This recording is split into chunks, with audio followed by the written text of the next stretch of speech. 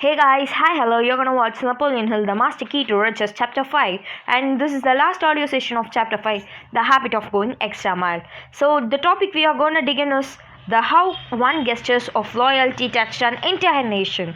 In the early 1990s, a struggling textile business, Malden Mills, was starting to get back on his feet after a period of tepid sales, and the company decided to take a risk on the little-known polyester fabric that was become a staple in the outdoor clothing industry. And the company began to market a lightweight cloth that offer warmth known as Polo Fleece, and the company's version, which is named by Politic, soon became a brand of choice for outdoor clothing retailers such as North Face, RE, and Lands' End. By 1995, sales at the Malden Mills were up to $425 million, half of which were from its fleece production, and instrumental in championing a politic concept that the company president Aaron Feuerstein, who had worked in the family business for years.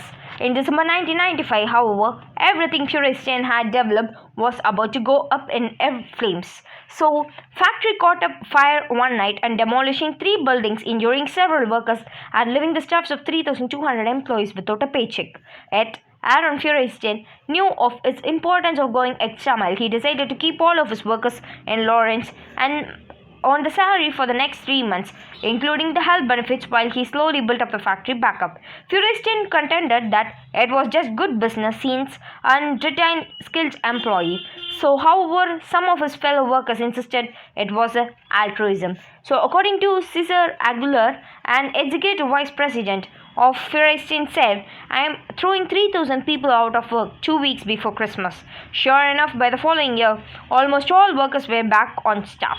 So, in addition, Feuerstein was acknowledged for his deed by his presence as an honored guest of President Clinton's 1996 State of Union address. While many companies might have cut their losses or left employees to take care of themselves, Aaron Feuerstein's effort to go the extra mile made himself a role model for those who seeking the ultimate example of those how to be a stellar employer and attain worker loyalty. So next topic we are going to watch in this chapter 5.3 is going the extra mile makes a good business sense. So many companies incorporate the concept of going the extra mile into the company's mission. Southwest Airlines is one such company. Herb Kill, the founder of Southwest Airlines, has been done everything right.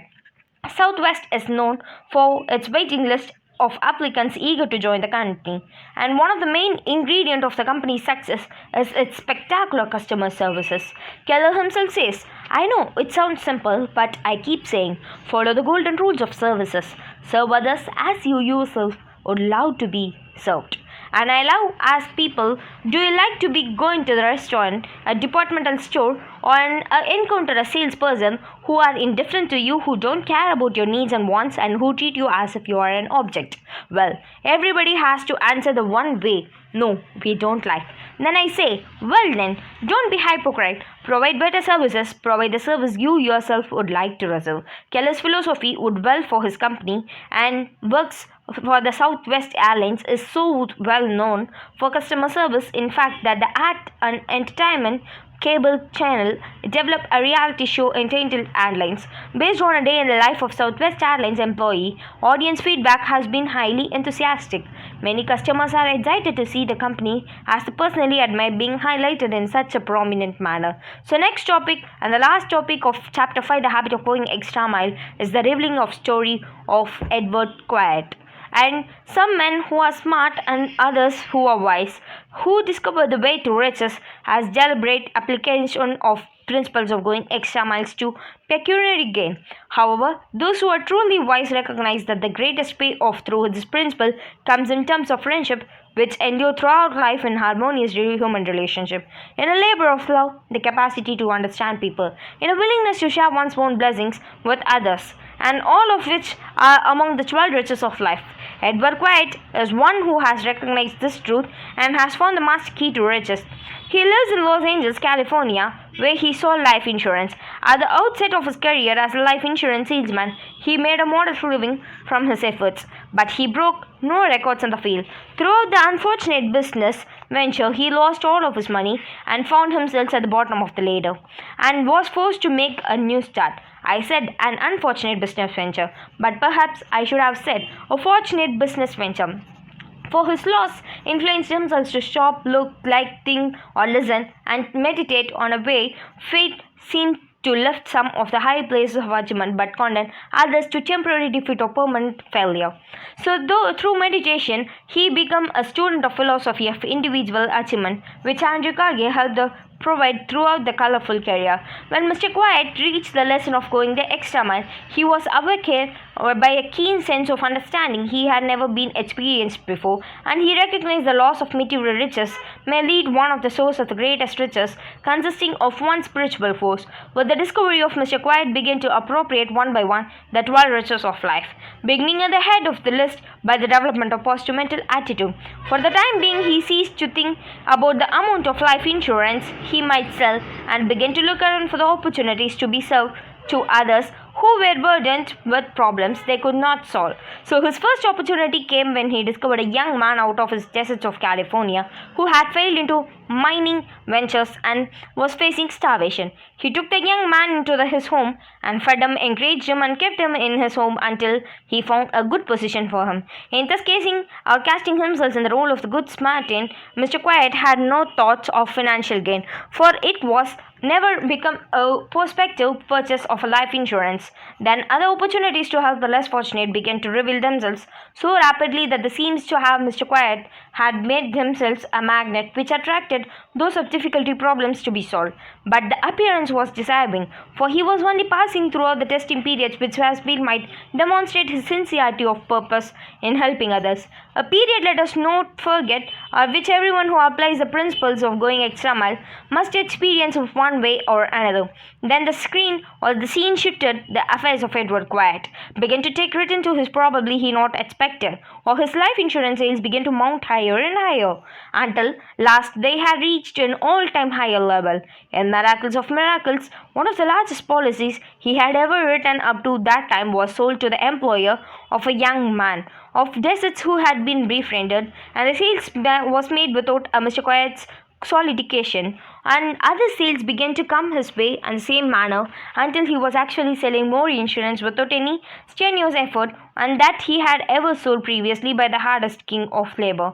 And moreover, he had tapped a field of insurance salesmanship in which the policies he sold were large amount, and men of great responsibilities and extensive financial affairs began to send for him to consult them in connection with their life insurance.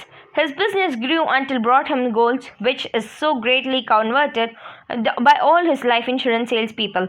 Life is membership, that $1 million round table, such as distinction ascertained only by those who have minimum of $1 million a year in the insurance for the consecutive years. And consecutive years, there had been only 57 others before him to reach the outstanding achievement of that time. So in seeking spiritual riches, Edward Choquet also found material riches found him a great abundance than he had ever anticipated. Such brief years after he had begun to cast himself for the role of Good Samaritan, Mr. Quiet sold more than $2 million of life insurance during the first 4 months of the year. The story of his achievement began to spread throughout the nation, and it brought him in teaching a speak before the life insurance convention. And the other life insurance salesperson decided to know how he had managed to lift himself to enviable a position into the profession. And he told them, and quite contrary to the usual practice of those who are successful, he revealed the humility of the heart by which he was inspired, frankly admitting the achievements were the result of the application of philosophy of others. The average person who is successful has a tendency to try convey the impressions of the success is due to his own smartness or wisdom, but the person does not always give credit to his teacher or mentors. For it is obvious to all, no one ever attained a high degree or of enduring success without a friendly cooperation of others, nor does anyone ever attain enduring success without helping others. Edward Quiet is as rich as material values he had never been or needed to be. However, he is far rich in spiritual values, for he has been discovered and appropriate and made the intelligent use of all the 12 riches of life, of which money is the last and the least in importance. And finally, thus ends chapter 5, and soon we will catch you in the next audio session, which in the Napoleon Hill is the master key to riches. Look it on the chapter 6, Love, the True Emancipator. speaker stood for a moment and looked out at the audience. He seemed to emit a glow of warmth and smile slowly spread across his face. Want to know more? And keep watching to the next audio session. Soon we will meet in the chapter 6.